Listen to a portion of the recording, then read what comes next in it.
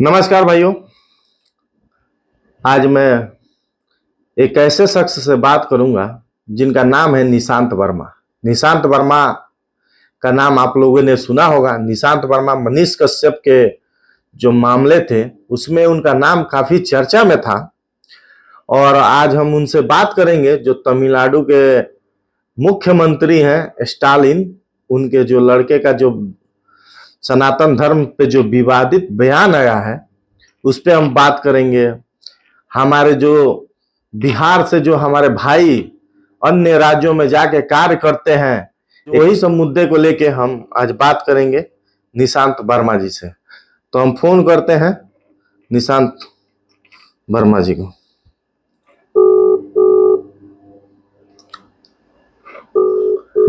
अभी कॉल हमने कर दिया है। हेलो। हाँ नमस्कार भैया। नमस्कार नमस्कार। कैसे हैं भैया? मैं ठीक हूँ, आप कैसे हैं? बढ़िया है भैया। जी बताइए। बोल रहे हैं भैया हमारे जो बिहार के हमारे उप मुख्यमंत्री हैं वो स्टालिन के बर्थडे का गिफ्ट देने जाते हैं। तमिलनाडु उनका बर्थडे मनाने जाते हैं और हमारे बुराई नहीं है उसके अंदर जी कोई बुराई नहीं है। और भारतीय जनता पार्टी के विपक्ष में जो पार्टियां हैं वो एकजुट अगर होती हैं और एक दूसरे का साथ देती हैं, दोस्ती रखती हैं, तो कोई बुराई नहीं है। इसमें क्या बुराई है? अगर मान लीजिए कि तेजस्वी यादव स्टालिन का बर्थडे मनाने तो इसमें क्या है इसके? भैया अगर वो बिहार में हमारे रोजगार अगर हजारों लाखों सुनिए, हजारों लाखों बिहार के मजदूर को काम भी तो तमिलनाडु में मिलता है, जीवन नाविका मिलती है, जीवन चलता है, बिहार के अंदर उनके घर चलते हैं। तो क्या तेजस्वी यादव को ये बुरा लगना चाहिए कि क्यों तमिलनाडु में काम मिल रहा है, क्यों मजदूरी करने के लिए वहां पे जैसे अन्य राज्यों में अन्य राज्यों के लोग भी जाते हैं, बिहार के भी जाते हैं। हजारों लाखों लोग वहां पे मजदूरी करते हैं, काम करते हैं, नौकरी करते हैं, पैसा कमाते हैं, जिसकी बदौलत उनके घर बिहार के गांव में चलते हैं। तो क्या उनके बिहार के मुख्यमंत्री या उप मुख्यमंत्री या इवन आपको तमिलनाडु का धन्यवाद नहीं करना चाहिए कि लाखों घर चल रहे हैं? भैया तो अगर वो रोजगार हमारे बिहार में रहता तो हमारे बिहारी जो मजदूर जो जाके अन्य राज्यों में उतना शासन होता है उनपे, वो सह के उतना कष्ट सह के जो कार्य करते हैं उससे बेनिफिट तो उसी राज्य को ना होता है। फिर अगर यहाँ रोजगार रहता हमारे देश में जब हमारे देश की अर्थव्यवस्था देखी जाती है तो उसमें आप ये नहीं कह सकते कि मैं अगर गुजरात का रहने वाला बंबई में नौकरी कर रहा हूँ तो बंबई को फायदा हो रहा है। कभी तो बाहर निकल के इस नारियल के खोल में से ये कहिए देश को फायदा हो रहा है। क्यों नहीं कह रहे हैं देश को फायदा हो रहा है? क्यों नहीं उस बिहारी मजदूर को इतनी आप तारीफ करते हैं कि जो देश को बनाता है? आप ये क्यों कह रहे हैं कि बिहार में काम नहीं है, बिहार में साक्षरता क्यों कम है? आप बताइए। क्यों 65 सबसे कम साक्षरता वाला राज्य है? किसकी गलती है, सरकार की या उन लोगों की जो अपने बच्चों को नहीं पढ़ाते हैं? क्यों 65% के आसपास साक्षरता है बिहार में इतने वर्षों से? आप बच्चों को मैं अपने बच्चे को पढ़ाऊंगा नहीं और कहूंगा नौकरी दो? नहीं, आप मुझे बताइए कुंदन जी, मैं अपने बच्चों को पढ़ाऊंगा नहीं और मैं कहूंगा सरकार तुम नौकरी दो। अच्छा भैया दूसरी बात सुन लीजिए, फिर आइए हम रोजगार की बात कर रहे हैं। इस वर्ष आप तारीफ नहीं करेंगे, आप यहाँ सरकार, मैं कहता हूँ किस पार्टी सरकार है जो इस समय पौने दो लाख शिक्षकों को नौकरी दे रहा है, जो इस समय 21,000 मिलता है, तो 5,000 को नौकरी दे रहा है? प्रधानमंत्री दे रहा है बिहार में नौकरी है या आपकी बिहार की सरकार दे रही है? तभी तो तारीफ कर रही है। तीन मेरी अपनी तरफ आ रही है। फिर भी मैं ये कहता हूँ कि बिहार में स्कोप बहुत है, प्रॉब्लम बहुत है, इसका निवारण करना जरूरी है। अच्छा भैया, ये जो स्टालिन के जो बेटे हैं वो सनातन धर्म पे विवादित बयान दे दिए हैं, क्या वो सही है? इसके लिए उन पे कानूनी कार्रवाई होना चाहिए या नहीं? सनातन धर्म मतलब क्या है? पहले वो बताइए सवाल में। सनातन धर्म ये संविधान सकते, तो आप बता दीजिए, तो जवाब आप आ जाए तो फिर मैं समझाऊं जैसा आप है। मान लीजिए भैया उसका कहीं संविधान में जिक्र नहीं है, लेकिन हम लोग हिंदू हैं तो हम लोग सनातन धर्म से जुड़े हैं।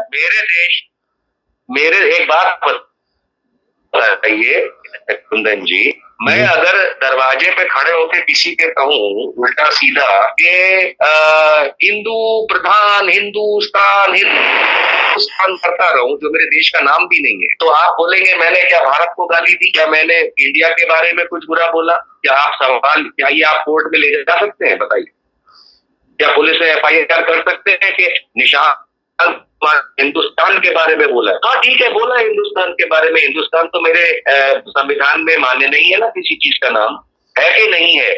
क्या हिंदुस्तान मेरे देश का नाम है, या मेरे देश का नाम भारत है, ऑल्सो नोन एज इंडिया?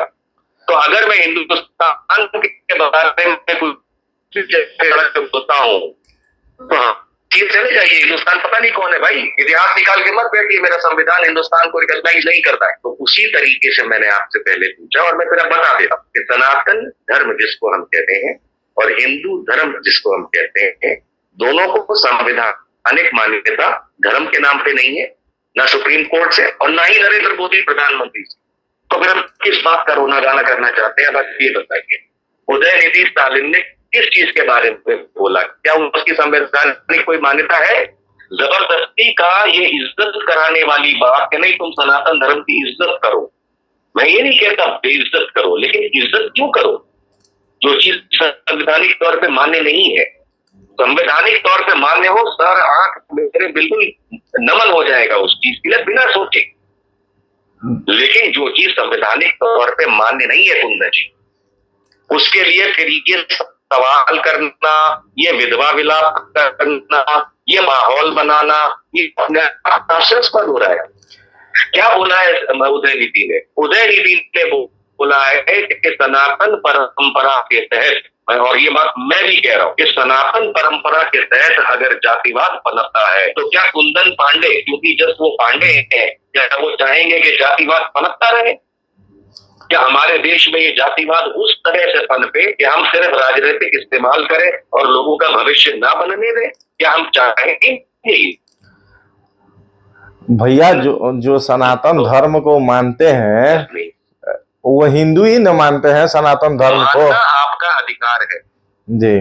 फिर वही बात, आप मुझे आगे बढ़ने से पहले आप मुझे संविधान का वो अनुच्छेद या वो लिस्ट या वो प्रोपोजिशन जो संवैधानिक है जिसमें आप बता दीजिए कि सनातन और हिंदू दोनों को धर्म की मान्यता हमारे संविधान में है। भैया दोनों को नहीं दी, भैया दोनों को नहीं दी गई है। मान लीजिए कि हम भगवान की खत्म हो गई, तो जो चीज नहीं दी गई है, सुनिए कुंदन जी, क्या सती प्रथा मान्य है, हाँ या ना?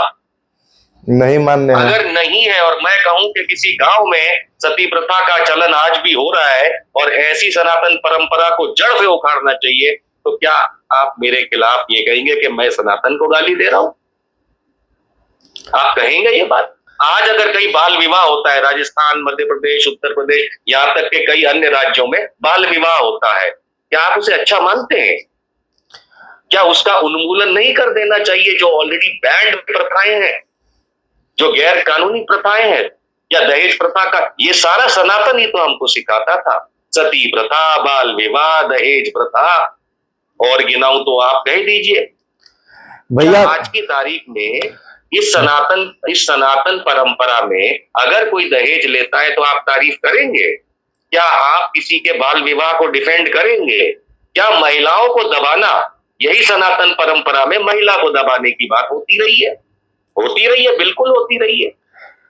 क्या आज उस हवाई जहाज की पायलट महिला को आप बोलेंगे जिसमें आप बैठ के यात्रा करने वाले हैं, ये सुन महिला, हमारी सनातन परंपरा में कहे तू मेरे चरण छुएगी, बोल के दिखाइए, वो औरत तमाचे मार देगी आपको कि उधर मेरे जहाज से, मैं तुझे नहीं ले जाता। हम किस दुनिया में हैं?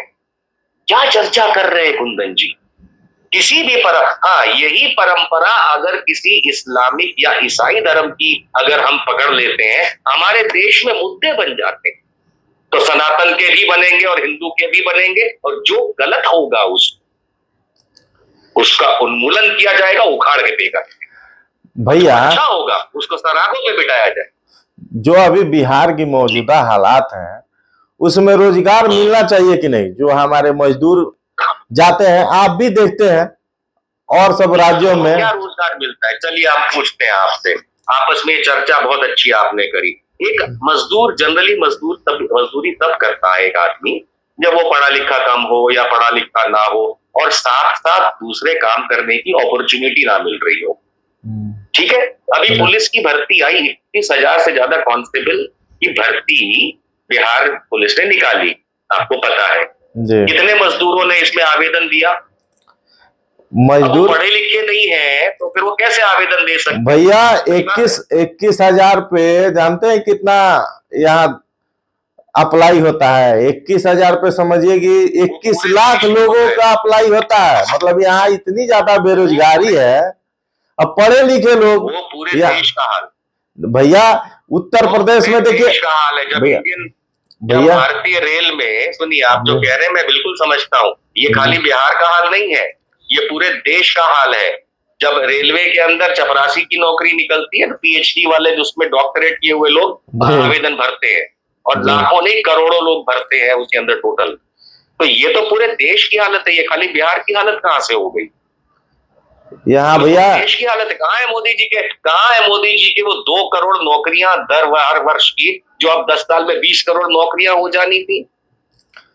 और ये जो आपने सवाल किया बिहार सरकार पे, मैं बहुत बेहतरीन तरीके से आपसे पूछा हूँ। नीतीश बाबू के जो लगभग जितने भी 3-4 साल 5 साल अभी बीते हैं, इसमें अधिकांश समय तो सुशील मोदी के साथ वो सरकार में रहे, तब ये सवाल करे गए तो उसका निवारण क्या आया अब तक, ये बताइए।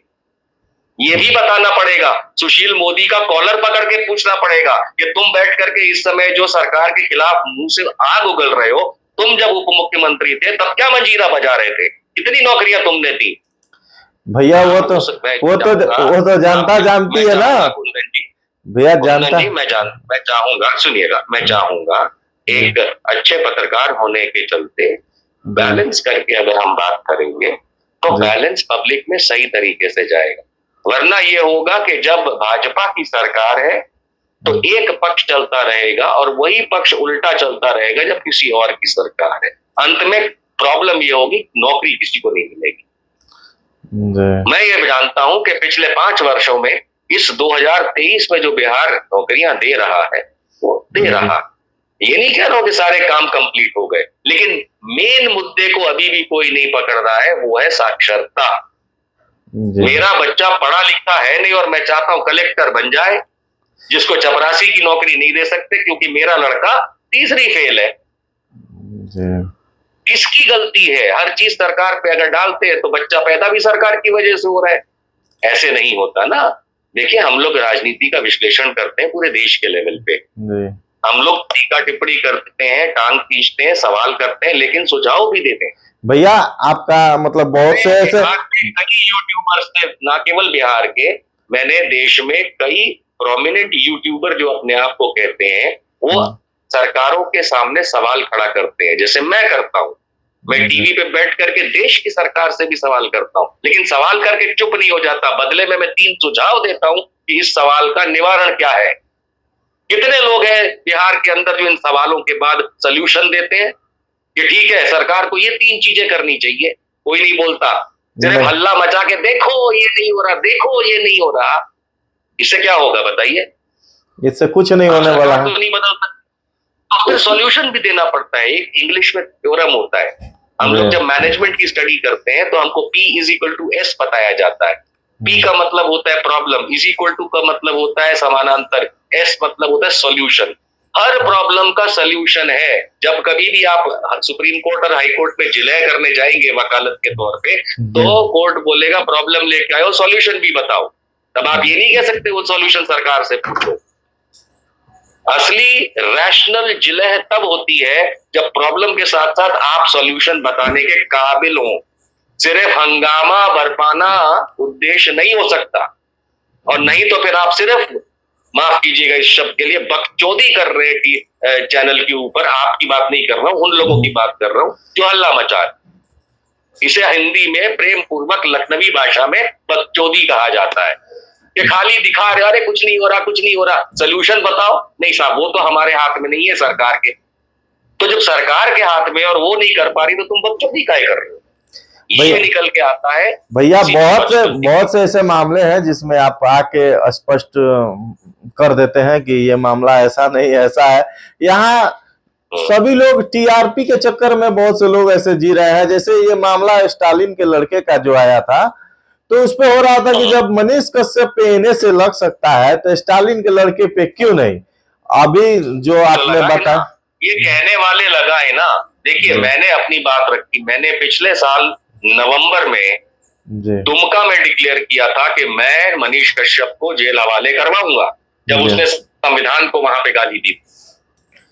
वही ना और कि उसके बाद मैंने अपना काम सुनिएगा और उसके बाद मैंने उस चीज पे नहीं, लेकिन उसके बाद उसकी जो हरकतें रही, जो करना चाहिए मैंने किया। स्टालिन के बेटे उदयनिधि को लेके जो अगर 4 लोग 10 लोग 400 लोग हल्ला मचा रहे हैं, जैसा आपने कहा टीआरपी गेन करने के लिए, हम कहते टीआरपी छोड़ो। अगर तुम सच्चे माँ के लाल हो, भारत के सपूत हो, जाओ उसको एनएसए करवाओ ना, उसके खिलाफ एफआईआर फाइल करो ना, उसके खिलाफ केस करो ना। नहीं, माफ करिएगा कुंदन जी, दम नहीं, हम किसी से कम नहीं। ये लोग जो करते हैं ना, उनकी ये हालत होती है कि खाली 100 रुपए का माइक 200 रुपए का कैमरा लेके चीख सकते हैं, लेकिन निवारण की कोई बात नहीं कर सकते। हिम्मत हो और उस मनीष कश्यप को चाहने वाले को, चाहे वो बड़ा छोटा यूट्यूबर कुछ भी हो, जो इतनी बकचोदी कर रहा है, वो जाकर के स्टालिन के लड़के के खिलाफ एक एफआईआर तो फाइल कराए। क्यों नहीं करवा रहा है? बिकॉज एक डायलॉग है, भगत सिंह सबको चाहिए लेकिन अपने घर में नहीं, पड़ोसी के घर में। जी, बकचोदी सब करेंगे, भगत सिंह चाहिए लेकिन अपने घर में नहीं, पड़ोसी के घर में पैदा होना चाहिए। अभी हमारे साथ निशांत वर्मा जी जुड़े हुए थे और उन्होंने बताया, जो हमने ये भी बात किया कि हमारे बिहार में जो रोजगार की मौजूदा हालात हैं उस पे भी हमने बात किया। स्टालिन के लड़के पे एनएसए क्यों नहीं लग रहा है उस पे भी हमने बात किया। आगे भी किसी मामले को लेके हम आप लोग के बीच आएंगे। तब तक के लिए नमस्कार।